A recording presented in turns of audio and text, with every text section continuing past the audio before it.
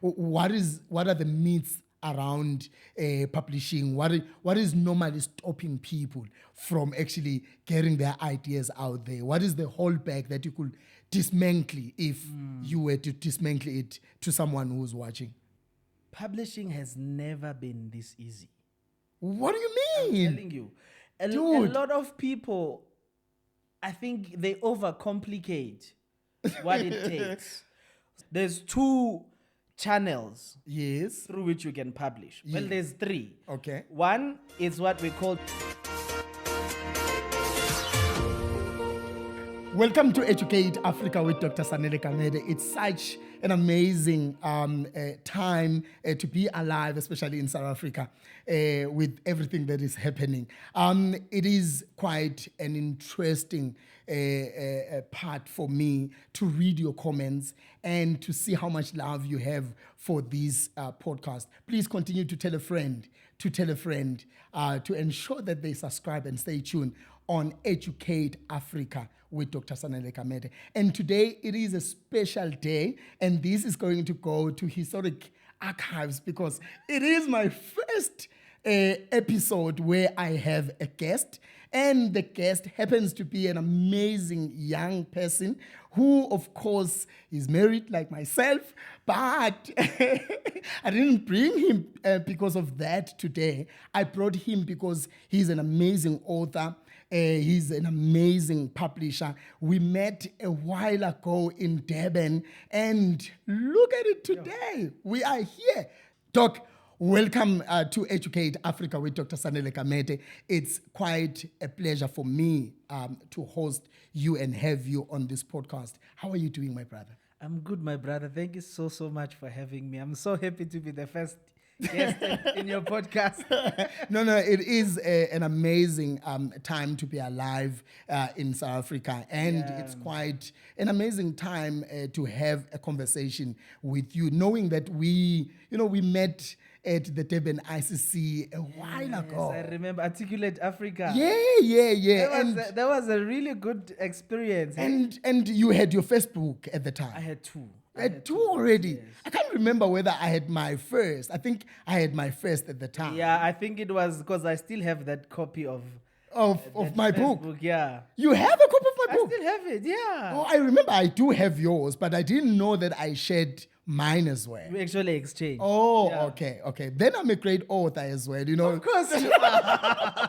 How many books have you written already? Now there are 5. You see? And how many have you written? I'm on the 4th one now. Oh, I'm coming, I'm here. I'm senior. You should understand that. And I think that's the reason why I brought you here, my brother, because from the time there is quite a lot that has happened. You have moved, of course, you graduated with a PhD. Yeah. I remember you were still doing your PhD at the time. Yes, I still do. Yes. And I won't say congratulations because, I mean, it well, it's almost 2 years now. Yeah. I mean, yeah. So, and you are a lecturer now. And it's quite fascinating that as a lecturer, you're also an author, a very active author. And part of the conversation, I want us to bring the issue of you being a publisher, not only just an author, a publisher, which in this show or in this podcast, all we do is Educate Africa. And I want us to start with that work, your work as an author. I know there is this amazing book as part of your books, The Jumpstart Effect. What drives the idea of writing books before the publishing aspect? Thank you for that question. It's a question I do get asked quite a lot. For me, it's about teaching people what I know. Okay. In terms of the writing part of it. So I started writing in 2012. Okay. 2012, 2013. Because I published my first book in 2015. Okay. But the way that it started, it was through inspiration. Okay. So there were 2 friends of mine, Spesihle Kanyile and Elia Monyela. They had written a book called Before We Get Married. They were young guys, and we were with them on campus. And I had just gotten the Mellon Mays undergraduate fellowship, and I'd gotten an opportunity to go to the US. I'd just switched from engineering to social work. I remember we spoke about that. Yeah. And I was doing so well in my studies that I got a lot of opportunities to speak to other students in terms of how to achieve academic excellence. And one of these two guys, uSpesihle Khanyile, encouraged me to write a book. So the idea was that it would give me an opportunity to speak to people that I might never, ever have to stand in front of. You know? Yeah. It could go, the message could go further than I could physically get. So you will say that's the power of writing. Of course. That's why I'm writing. Because I want to speak to nations. You know? So I started with my first book, which was titled Incubating Excellence, a practical guide to achieving academic excellence. And I never looked back. And in terms of the publishing, what happened was that when I wrote my second book, it was published by this other company. I'm not going to mention names. Of course. I published it, printed about 200 copies for the book launch that I was going to do. And when the copies arrived, I'm like, what is this? What do you mean? It was bad. It was really bad. There were a lot of mistakes. I do think that they probably printed an older version and not the version we're working with. Probably that was the mistake, because then there was so many mistakes. I couldn't sell that book. So I had to print again. I was about to actually ask, because there is probably someone who has probably went through that or who's going to go through that. Then what did you do? I couldn't release a book that I wasn't comfortable with. You know, I pride myself in excellence. And then the launch? Luckily I had time. So I did my things in time. So I had to fix the problems and then reprint the book, which costed me a lot more money. And then from then on, I was like, I'm not going back to these guys again. I must learn how this thing is done. So I started doing research around book publishing, seeing who are the people that are involved in the value chain, how do you get in contact with everyone that is involved. And then from there, I did my own books. And then people loved my work. And then I started doing other people's books. I actually love the texture of your books. In fact, when I publish, because I've written 8, I've published 5. So next time when I publish... Where do you get the time to do that? It has been quite a journey. I love the texture of your books. Thank you so much. And for someone who hasn't, it has that nice brownish style, which doesn't kill your eyes when you read. It's really amazing, and I think I love even the texture outside. So you are saying from that feeling uncomfortable with that product and being unhappy with that product, you decided, you know what, let me solve not for myself this problem, but also solve for others. And how has it been, the reception? It's been great. I think I've done quite well for a person who is self-taught. Self-taught. But of course, I think there are so many things that kind of stood in the way. I think the business would be further than it is today. Had it not been one for COVID. And the PhD. Because I think during my PhD time, there was a point where, especially 2021 and 2020, I couldn't do anything. I just had to finish the PhD. I had been in it for over 3 years. We were doing the PhD almost the same time. Almost at the same time. I mean, COVID gave me some time to really work on mine. I think I did it in 2.5 years. COVID gave me some time. Only you. and I had presented in a colloquium 2019.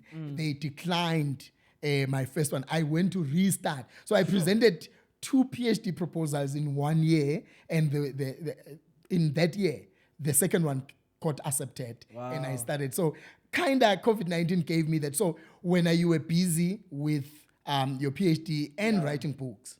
Yes, because for me, my thing has always been that I don't want to be that academic who doesn't have a life. Okay. And I'm not saying academics don't have life. You are an academic anyway. I'm not saying academics don't have life, but there are people that I've seen that have really gone up in the academic ladder that I'm like, I don't want to be like that. I am very creative and I still want to explore that. I hope your employer is not going to come after you because of that. No, I'm a good academic. Okay. And I'm good at my job. You love what you are doing. I love what I do and I enjoy what I do. Yeah. But that's not all that I am. Okay. That's the point I'm trying to make. Okay. I want to be a good academic, but I also still want to explore the creative aspect of me because I think that's what recharges me and enables me to be my best in academia. So off air, were you playing or were you joking when you said you should have not continued with the PhD and went to arts? No, there is a feeling of that. Okay. I do think that there are benefits to the PhD. Yes. Beyond just the respect, the kind of respect that you get with the TR. And I think people, for some odd reason, they kind of take you more seriously when they hear that you are a doctor. So sometimes I would introduce myself as Mthobisi Ndaba, and then I could see the change, the immediate change when people hear that okay, actually he's a doctor and he's not a medical doctor. So for me, there are benefits to that. There are benefits in terms of the way that I think. I see how doing the PhD shifted the way that I write. And the thinking. The way that I think. I've become a better thinker. Okay. I've become a better writer. And it's evident in my books. If you read my first book, second book, and looking at third book, you can see the growth. Yeah. Oh, okay. You can see the growth. And which art would you have gone to? Is it drawing? Is it writing? Is it dancing? As a child, I really wanted to be like a painting artist. Hey. My mom would buy me those paint brushes and I used to paint. I used to carve things out of wood. I used to make things out of beads. I sold beads to tourists in KZN. And I was talking to my wife recently, telling her that in 2005, I had a business that made 1,000 rands selling artistic work to American tourists. Serious? Yeah, so I'm very good with my hands. I used to be. I think academia killed a bit of it. Okay, we are all victims of that, and I think I'm seeing the art in the work that you are doing and in the work that you design the book covers for your authors, and I love the fact that you work with your authors. There's someone who wants to get into the industry. Sure. There's someone who wants to start publishing their book. They've been sitting. What are the myths around publishing? What is normally stopping people from actually getting their ideas out there? What is the holdback that you could dismantle if you were to dismantle it to someone who's watching? I think it's information. Okay. Publishing has never been this easy. What do you mean? I'm telling you. A lot of people, I think they overcomplicate what it takes. So the publishing, no, I'm telling you, the publishing industry works in this way. There's two channels through which you can publish. Well, there's three. Okay. One is what we call traditional publishing, where you present your manuscript. They either give you an advance, then they buy the manuscript from you, then they publish it, they market it, then you get a certain percentage. Very small percentage of it. Okay.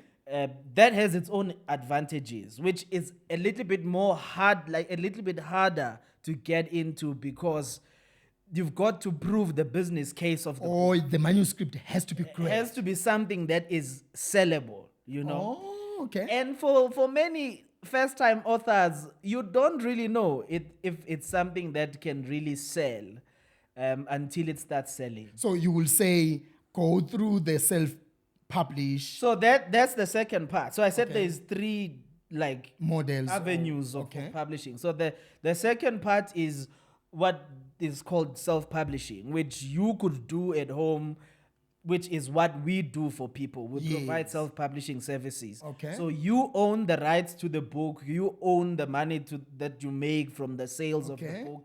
All we do is to provide the services and that they gets pay the book for to the your service. industry standard. Yes. So people do pay for the services, and of course it differs with the kind of book that you are publishing, Yeah. the number of copies you want to print, and all of that. Okay. And then there's a hybrid model where it's kind of a bit of both. Okay. You own the rights to the publishing, the work, but also the publishing company also does On quite something. a bit of the work that needs to get into the marketing, but you still pay for that. But they are actively involved even post the publishing process. Okay. Whereas for most self-publishing companies, after the book is published, then you are kind get of to on your own. Yeah, everything on your own. I think Which is the hardest part again. I think especially if you don't have contacts, I suppose, and if you don't have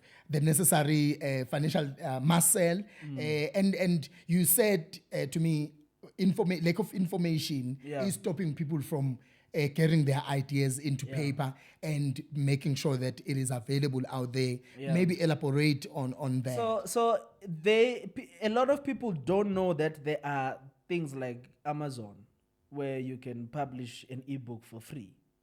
Okay. What do you You don't have to pay for it. It's a platform that anyone can publish a book for free. Okay. And then Amazon takes a certain percentage when you sell the book. And it's read by anyone. Yeah, it can be read by anyone in the whole world. Actually, the market is that broad.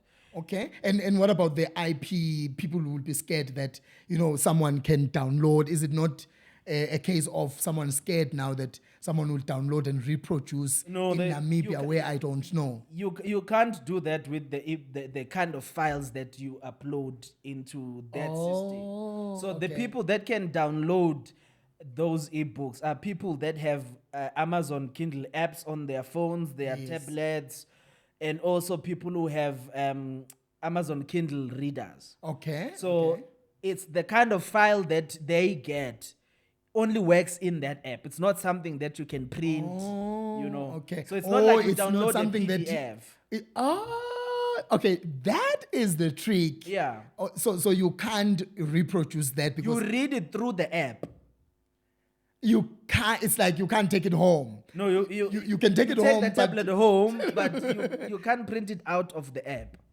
So someone who's scared, who's thinking, hey, my great book, now it can be downloaded, that's a myth. Yeah. People can just upload and people buy the book through the system and read it. It's like WhatsApp. It works the same way as, online platforms for music. On Apple Music, you can play the song, but you can't share the song. Except if you are sharing a link to the song with somebody who has Apple Music on the phone. And in order for them to play the song, they have to pay for the song. Pay for the software and pay for the song. Yeah. So it works in the same way. It's just that this is a book. Would you say that has revolutionized? Speaking big English now. You're a doctor. You have 2 PhDs, by the way, or one has been given, but nonetheless. So would you say that the technology, the advancement of technology has helped transform the publishing industry?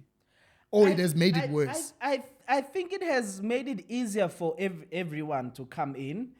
But what I am seeing is that in the South African context, the ebooks market is not that big.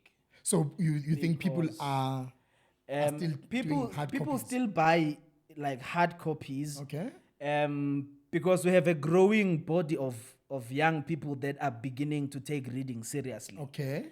And they are reading on these, but the ebooks that a lot of people read, it's those that would come in PDFs, which maybe it's like publicly available, like open access kind of books. So those are the kinds of ebooks that a lot of people, I think, read online, but the books that people buy are most likely going to be So hard copies. is that the reason why you have copies at the in the boot Yes, of your car? I carry them on the boot of my car everywhere I go. And people can actually order those books. Yeah. Of course, you are going to share that platform. And I think it was really great that in this first interview or this episode where I have a guest for the first time, we are educating people about books, reading, because I think to be educated, of course, you need to read in most cases, even though you have someone standing in front of you in cases like institutions of higher learning, but still you are required to go and read. So I think it's a very important one. And I just want you briefly to take me through some of the subtitles that you have done and maybe what inspired each and every of these 4 books that you have published. Okay, I've spoken about the first one, which is titled The Incubating Excellence. Yes, yes. A Practical Guide to Achieving Academic Excellence. So what really inspired that is the talks that I was doing in schools, churches, on campus. We kind of published for the same reason, I suppose. Yeah, and then I had to put it together so that, it kind of reached a wider audience than I could ever reach. Then the second one is titled Pushed by Passion, The Power of Passion in Pursuit of Purpose. Was that you? Yes. And what was that passion that was pushing you? So I told you I switched from electrical engineering to social work in first year, which is a very unexpected switch. I almost said that was a dumb switch. Would expect to switch the other way around. Okay. Because there is a perception, of what engineering is, can provide, and social work is. And for me, what was driving that switch was passion and the realization that I was born for a purpose. Okay. When God created me, He created me for a purpose. I see. And the choices that I had made, career choices that I had made, had not considered what was the idea of God when He created me. And I think getting to varsity and getting closer to God, I had a realization of an aha moment. Actually, this is not really me. It doesn't resonate with me. I passed my first year. Okay.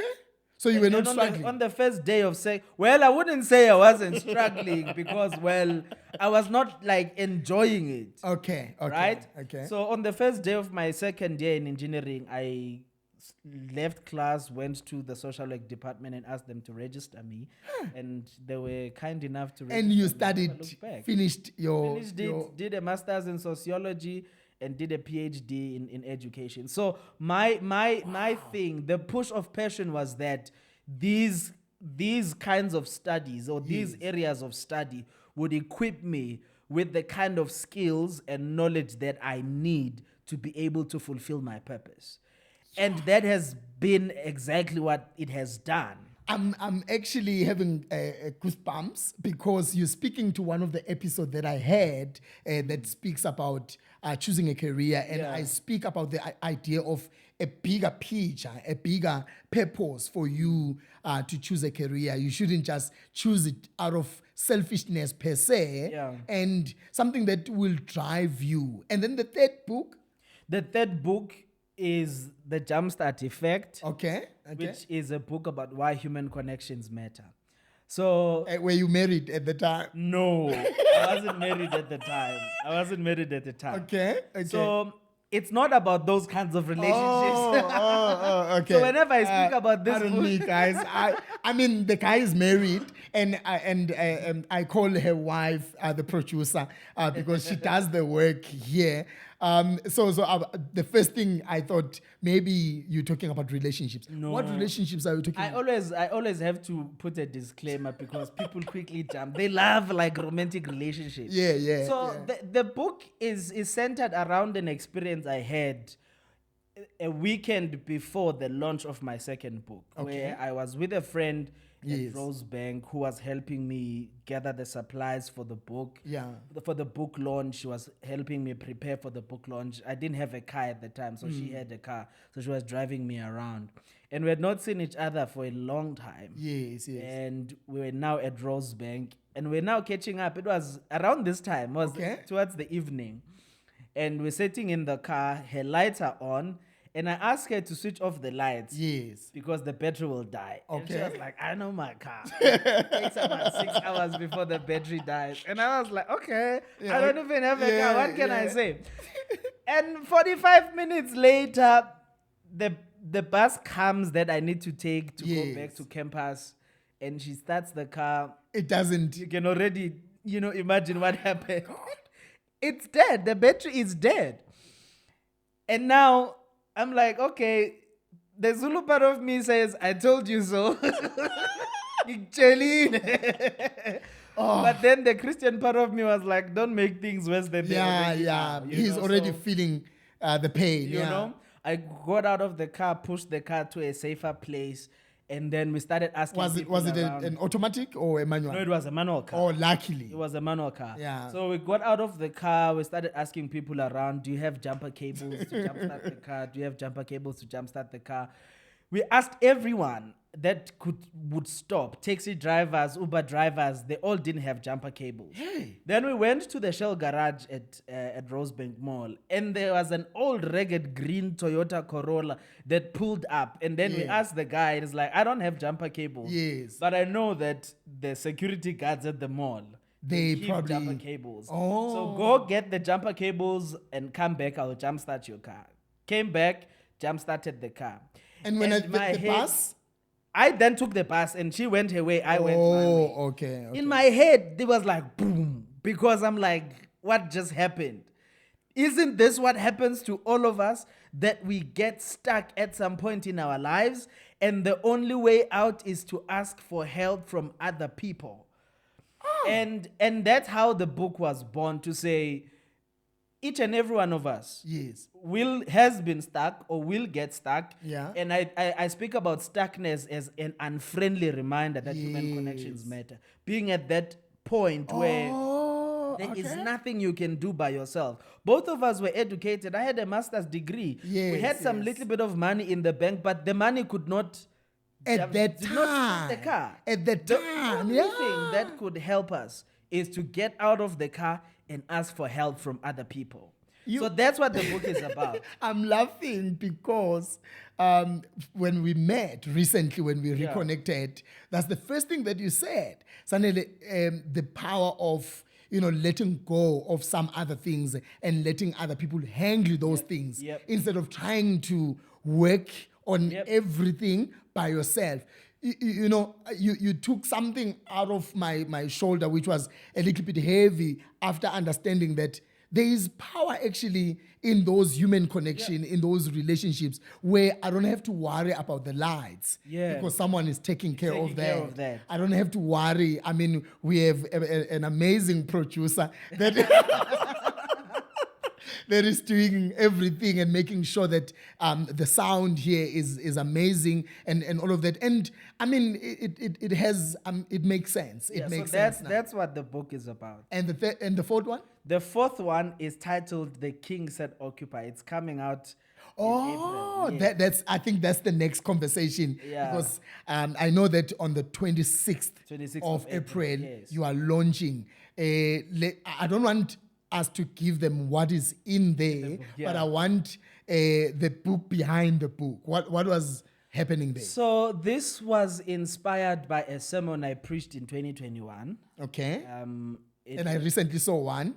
That's the one. That's the one. Actually. Oh. That's the sermon you saw. That's the one. On Facebook. On Facebook. People should actually go and watch. It was a powerful, very short clip. So it was that sermon that inspired the book. The book is titled "The King Said Occupy." It's based on a portion of scripture in Luke chapter 19, where Jesus gives the parable of minas, where he speaks about this nobleman who called 10 of his servants and gave them money and said, occupy until I come. That's verse 19 says, occupy until I come. And he goes away to be crowned king, and he comes back and asks these guys, okay, I gave you money. Is it the same talent? It's a similar parable. That one is in Matthew. This one is in the book of Luke. Okay. That is not the exact. It's a similar parable. So, and then he comes back and is like, okay, guys, show me what you did with this. And then the one comes and says, you gave me 5, I increased them to 10. Okay. The other one came and says, you gave me this much, I increased it to this much. Then one of them comes and says, you gave me 1, I hid it because I was afraid that you are a man who reaps from where you didn't sow. I'm going to lose it, and you know? Okay. And then the whole idea is that all of us, as children of God, we have been called like these servants that were called by their king, and our king is King Jesus. Okay. We have been called, and in being called, we have been given gifts. Yes. And those gifts are for us to do business with them, to use them and change people's lives. Yeah, to use them for the purpose of the king. I see. And then when Jesus comes back, he's going to settle accounts with us to say, I gave you all of these gifts. I gave you all of these relationships, all of these resources, all of these abilities. What did you do with them? But there's someone Osemakaya in deep rural areas where things are not going well.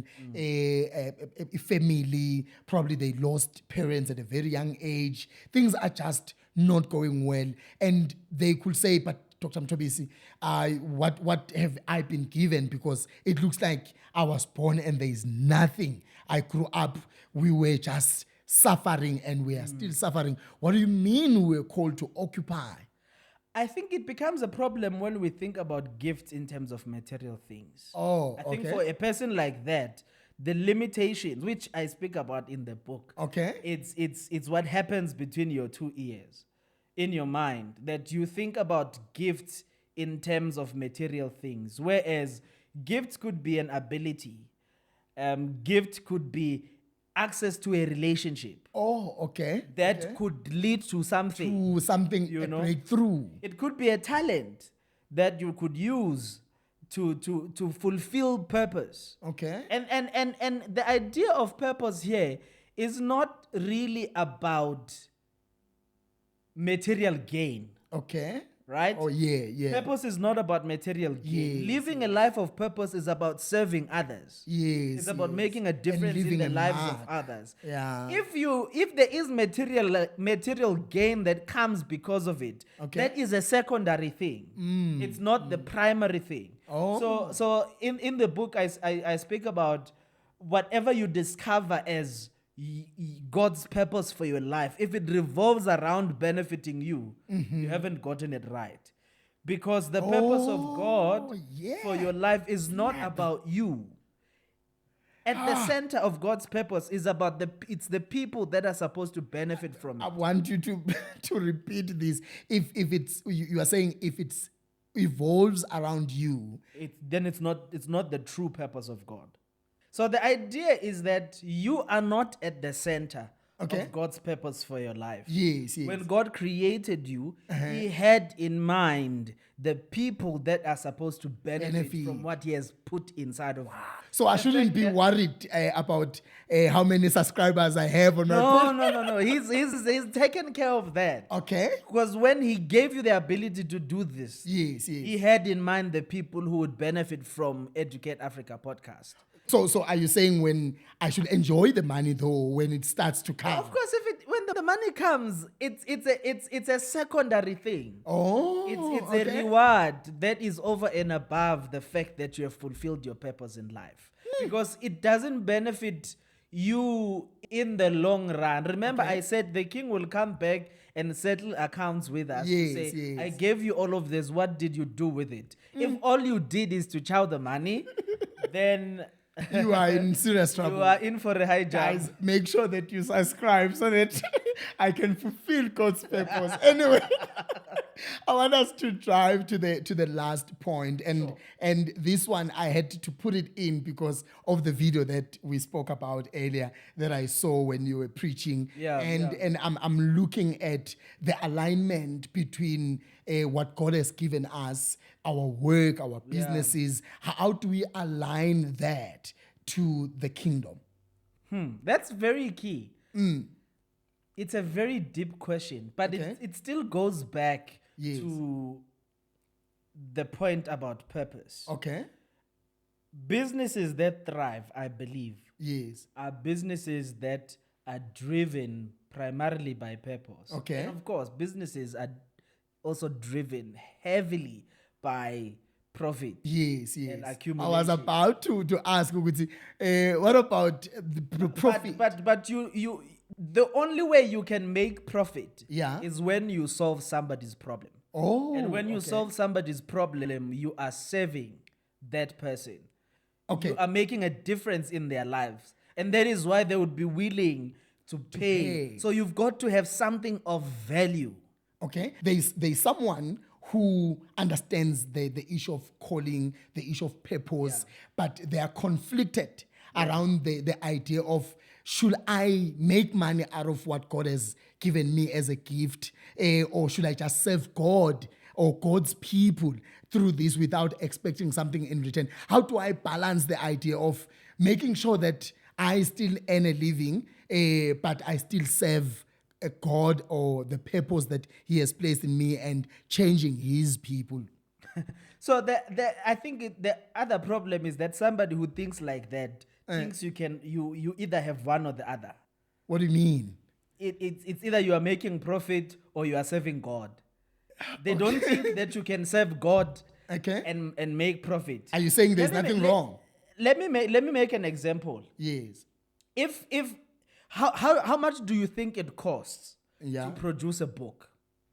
Let's take this book, for example, to see how good it is. Yeah, it's yours, Veda. You are going to say it's good. No, it is. It's amazing. It's amazing. Yeah. How much do you think it costs from the time you sit and conceptualize the book? Yes.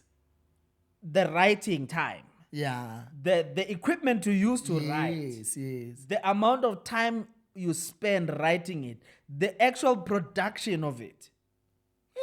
Over 20,000, I suppose. Let's use the 20,000. Okay. If I am going to be able to continue writing books, yes, I've got to be able to profit from this one. Okay. Because this needs to be able to fund the rest of the books. Okay. Or else I'm not going to be able to continue serving you. And we have seen situations where then people deviate from the kingdom or what God has called them to, and then now rush into when money starts to come. They then how do you then balance that? It's always about. I said earlier, purpose takes precedence. It's the primary thing. Okay. Money and whatever else, those are secondary things. The Bible says, seek first the kingdom of God and His righteousness, and all these things shall be added. Just be added. So the material things are secondary to the bigger idea of purpose. It becomes a problem when it's the other way around. You are at fault when you start prioritizing profit over service. When you start prioritizing profit over purpose. I see. So it has to always be about purpose, and then profit can come. For example, my business, the Inspi Words, as a publishing company, the target audience for me, it's primarily people who are Christian authors. Not that we Not that we haven't published people that are not Christian authors. Why that move? Because for me, it's primarily about the spread of the gospel. Okay. And through then, books. yes, through books. And my idea is that in the African and the South African context, we've got people who are Christian leaders and speakers that have content that has not been packaged in an excellent way for it to be received well by the audience they are trying to reach. Which means we're doing a disservice Exactly. by not making sure that whatever content that you have, it's packaged so nicely that someone can actually sit for 3 days reading this book. And then we wonder why they will buy books from Americans more than they buy books by local authors, local Christian authors. If you look at how the Americans love South Africa, they are doing shows in South Africa. Yes. Because we have received them. And one of the things that distinguishes them from a lot of our local authors, if you look at both Sarah Jakes, Roberts, you look at both T.D. Jakes, you look at a lot of these people from the US, they have excellence in what they do. Their craft speaks volume. And of course, they are ahead of us in a lot of things. Okay.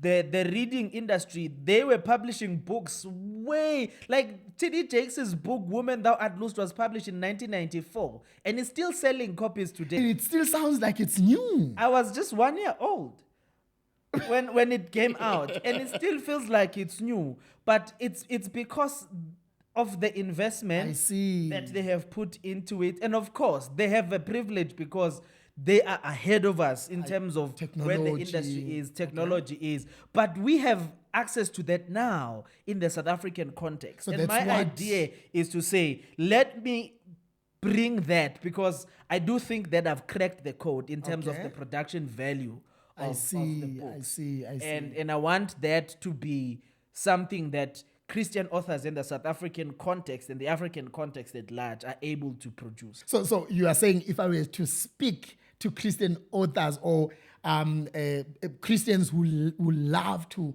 actually publish a book, they should come to you. And they should come to Inspi Words publishers, and you are going to do some incredible work. Maybe let's make sure that we invite them to come to the book launch. Because I think I want you to use your book launch as a way to blow your own horn to say, guys, come to my book launch. If you are not happy about what you are seeing in my book, don't spend the money that I'm probably going to charge. And you charge reasonably for the work that you have done, the books that you have written yourself and for other authors. But I think let's invite quite a lot of them. And I do have those that follows me. And I had so many inquiring about writing books and all of that. But I'm liking the niche. And it goes back to the idea of serving, purpose. Because your publishing is not just helping people have books. It's changing lives. So our slogan at Inspi Words is writing books that change lives.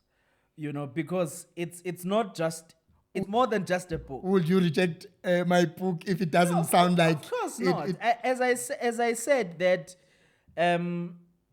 we are about serving. Okay. So what we would do, we would not let you publish the book if it's not up to our standard. But we will help you get it there. So you mean you do consulting as well around someone who has an idea. Who is saying, I want to write a children's book around Christianity or religion and stuff. So you will help that person from that inception of the idea till the end. So our business is like a 360 kind of model. From the conceptualization of the book to the publishing and the marketing of the book. So throughout that process, we hold your hand.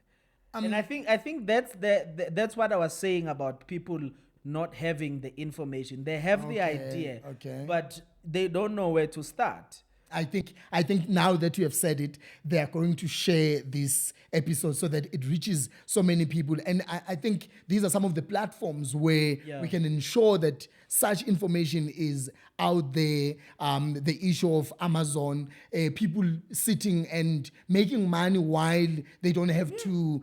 I remember when I started mine, I had to deliver copies at the bookshop and make sure that they're available. And the bookshop will tell me, Sanele, we don't have your copies anymore. And I will rush to the printer. You are saying I could continue doing what I do, lecturing, and get money month end from sales that I've made out of the book. That's quite an incredible one. And I think I want us to emphasize this book launch that is coming up, and where they can, get the tickets, and making sure that they also follow you on social media. Please emphasize that. What can they expect? So the launch is happening on the 26th of April at Eternal Glory Church in 4 ways. Tickets are 300 rands, and that includes a signed copy of the book. Oh. So what they can expect, I have a lineup of panelists. Which you didn't include me. Don't worry. I still have a lot of books. I need to talk to the producer. I need to talk to the producer and say, producer, please sneak me in. Sorry to disturb. We've got an interesting lineup of panelists that will be speaking from their own personal experiences of living a purpose-driven life, occupying different spaces. Wow. And we will have photo shoots, we will have poetry, it will be amazing. It will be an amazing experience of inspiration. Where is this? It's happening at Eternal Glory Church in 4 ways. Okay. Tickets are available at Quicket. Okay. And then you can just follow me on all social media platforms at I am Ndaba. Okay. And then there's also and they can actually watch that video where I actually love the interpreter. I thought it was your wife. No. I wasn't even married at the time. What are you trying to say? This was 2021. That's an old video. Yeah, it's an old video. I thought it's a recent video. No, it's an old video. That means I look young, eh? Not like me, we have lost so much hair. Anyway, I think I really thought it was a recent video. I think the message still resonates, if I may put it in that way. Yeah. And I'm excited about the work, and thank you so much for the work that you'll continue to do to authors, because I'm sure those that have an opportunity to watch this episode, they will actually come. And we have authors all over Africa that I think that with technology today, we can work virtually and you could produce a book. And it's actually easy to travel these days. Very easy. So I think it's an amazing time to be in Africa, to be in South Africa. Thank you so much, my brother. And your parting words? Thank you so much. Live a purpose-driven life. For me, those are my parting words. And you have said that quite a lot to me as well. I think that's my life's message.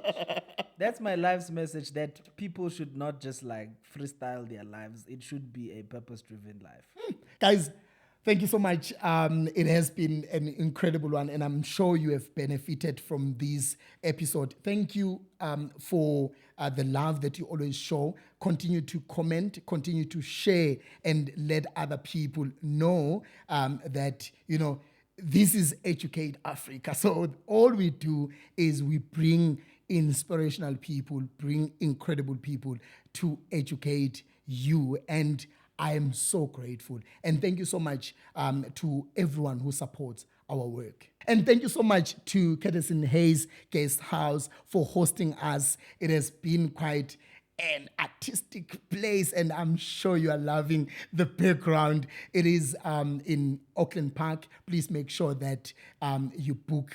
If you are in Johannesburg, please make sure that you book them. I am going to leave their details either below or above, or as thank you so much and take care. I love you.